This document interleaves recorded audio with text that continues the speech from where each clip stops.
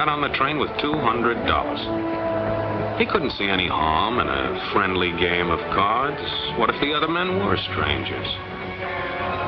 And take Joe Collins. He's got a nice wife at home. But he met this girl at the bar, and she looked after the first couple of drinks.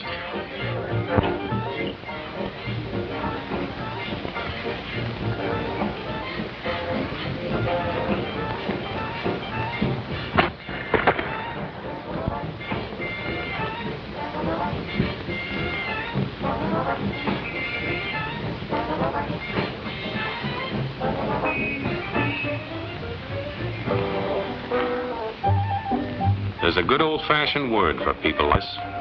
We call them suckers. And there are other people. People who stay up nights figuring out how to take away what they've got. There are all kinds of games. Mike here, for instance. He's got everything in him. He's young, he's healthy, got a job. And he's got plenty of food. Big factories to make things a man can use. Big cities to do the business of a big company. And people. Lots of people. Enough to work the farm and build the factories, dig the mines, and run the business. All kinds of people. People from different countries with different religions, different colored skins. Free people. They can live together and work together and build America together because they're free. Free to vote, to say what they please, go to their own churches, to pick their own jobs. Yeah, Mike's got something, all right. He's got America. But there are guys who stay up nights figuring out how to take that away from him. I happen to know the facts. Now, friends, I'm just an average American. But I'm an American. And some of the things I see in this country of ours make my blood boil. I see people with foreign money. I see Negroes holding jobs that belong to me and you. Now, I ask you, if we allow this thing to go on, what's going to become of us real Americans? I've heard this kind of talk before, but I never expected to hear it in America. This fellow seems to know what he's talking about. What are we real Americans going to do about it? You'll find it right here in this little pamphlet. The truth about Negroes and foreigners. The truth about the Catholic Church. Do you believe in that kind of talk? I don't know, makes pretty good sense to me. And I tell you, friends, we'll never be able to call this country our own until it's a country without. Without what? Yeah, without what? Without Negroes. Without alien foreigners. Without Catholics. Without Freemasons. You know these people. What's wrong with the Masons? I'm a Mason. Hey, that fellow's talking about me. And that makes a difference, doesn't it? These are your enemies. These are the people who are trying to take over our country. Now you know them. You know what they stand for. And it's up to you and me to fight them. Fight them and destroy them before they destroy us. Thank you.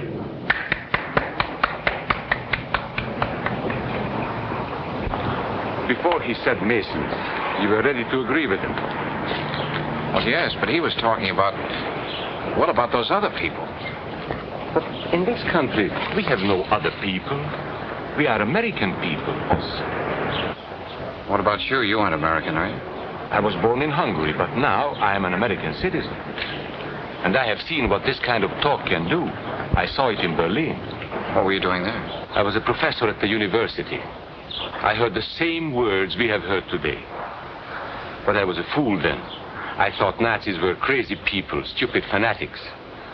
But unfortunately, it was not so. You see, they knew that they were not strong enough to conquer a unified country. So they split Germany into small groups. They used prejudice as a practical weapon to cripple the nation. Of course, that was not easy to do.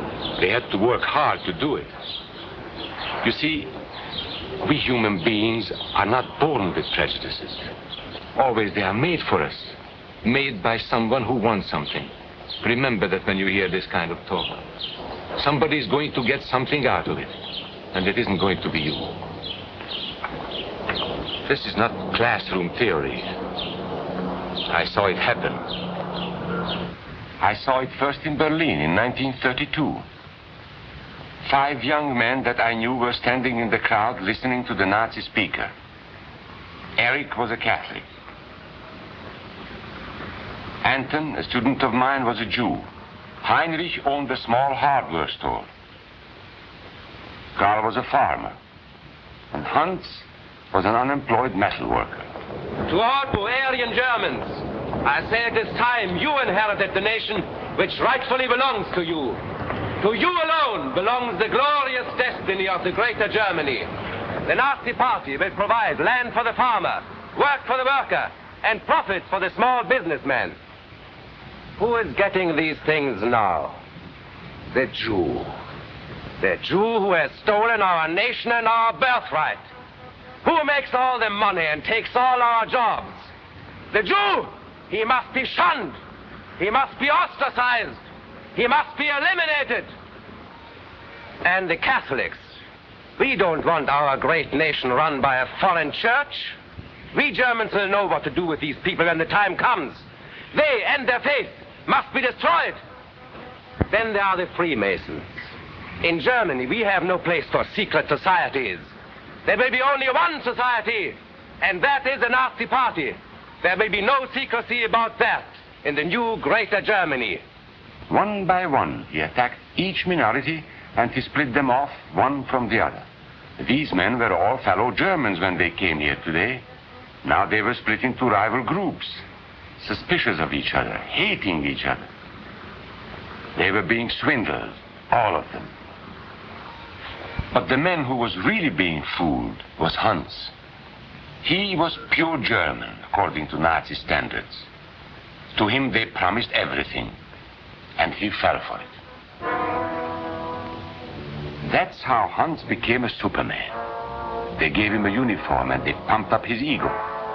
He wasn't just a little fellow out of work anymore. He was a member of the master race. Hans and thousands of others like him, all playing a sucker's game. They gambled with other people's liberty, and of course they lost their own. A nation of suckers. Hitler needed these people. There was lots of work to be done. There were trade unions to be smashed, because unions were organized and might offer resistance. There were many political parties in Germany. These the Nazis destroyed. They were determined to smash every organization where people might band together and resist them. There were Jews to be beaten and killed. The Jews were not powerful, but they were a convenient excuse for all the nation's ills. And besides, a Nazi party member could not take over this man's store. Hundreds of Catholics were put in jail because the Catholic Church had strength and could resist the Nazi drive for power. They had split the nation into 100 pieces, and then one by one, they had destroyed the pieces.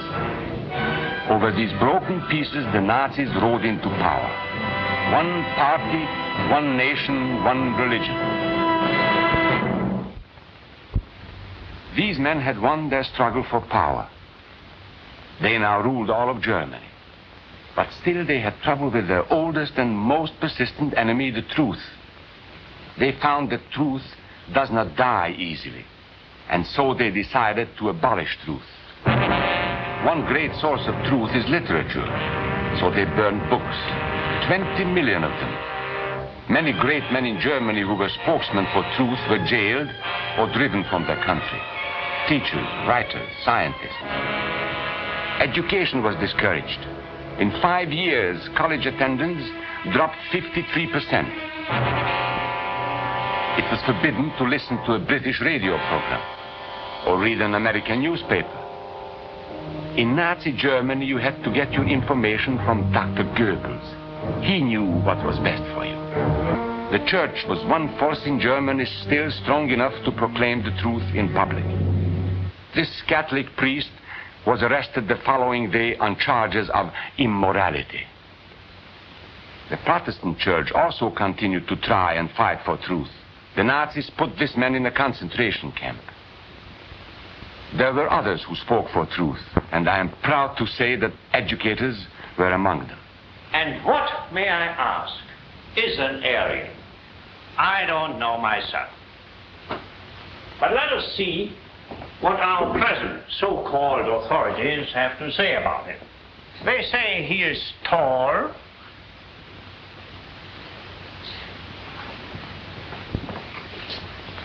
slender,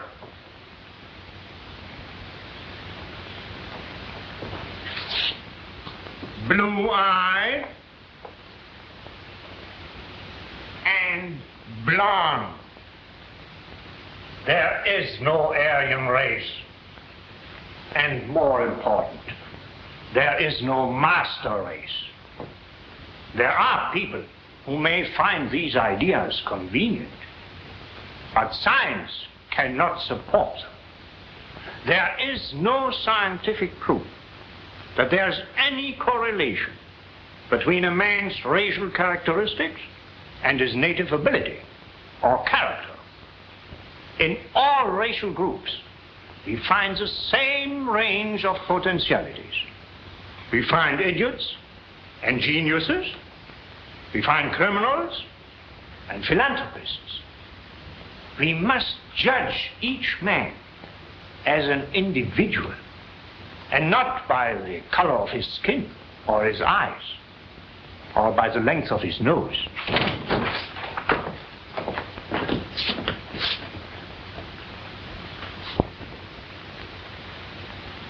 Come in, gentlemen. It's comfortable.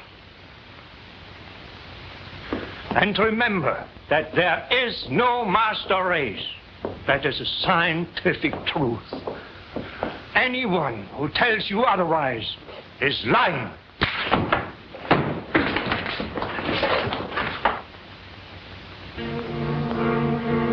And so for all practical purposes, truth had been abolished in Germany.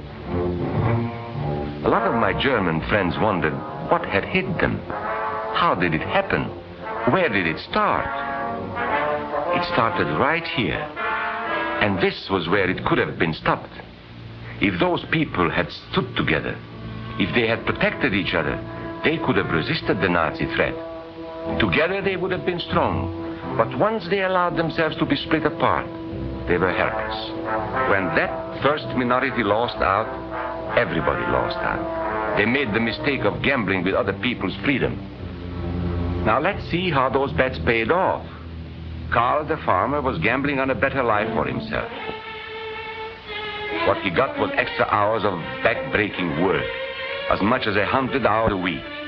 He was forced to stay on his land and produce what he was told to produce, because now Hitler was preparing for war. For Heinrich, who owned a hardware store, the bet didn't pay off either. 104,000 small businesses were closed in 2 years. And for Hans, conditions hadn't improved any. He had a job now in the munitions factory, but he worked long hours for little pay. The working conditions grew increasingly bad. And even though he didn't like the job, he wasn't permitted to leave it. And when Hitler decided the time was right, Germany went to war. Not by declaring war, but by a carefully prepared sneak attack. Once again, Hitler needed Hans to do his dirty work. Hans was an expert at brutality this time, and Hitler had decided to use Hans and his brutality against other peoples, the Czechs, the Poles, the French, the Russians. But in the crucial test of war, Hitler's race theories didn't pay off. His pure-blooded supermen were defeated by the mongrel armies he despised. By the British at El Alamein.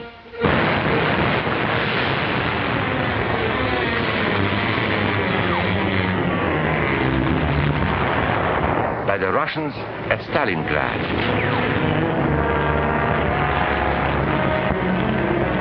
Then on D-Day by American soldiers of every color and religion, who smashed across the Normandy beaches and drove on through to the heart of Germany.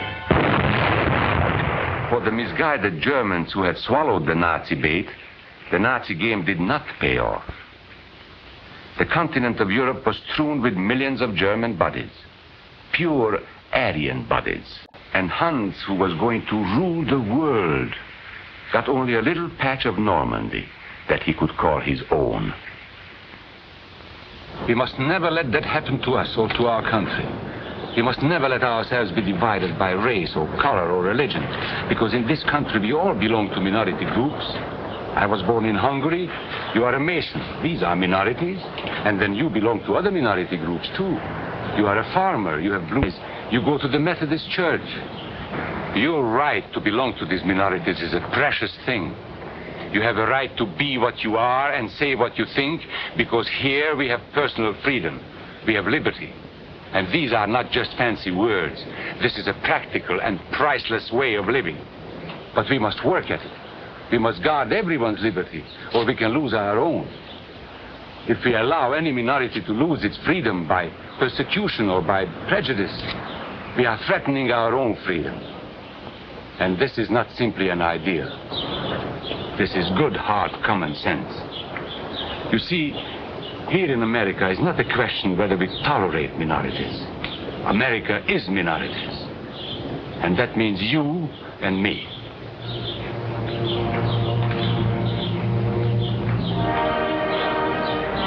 So let's not be suckers.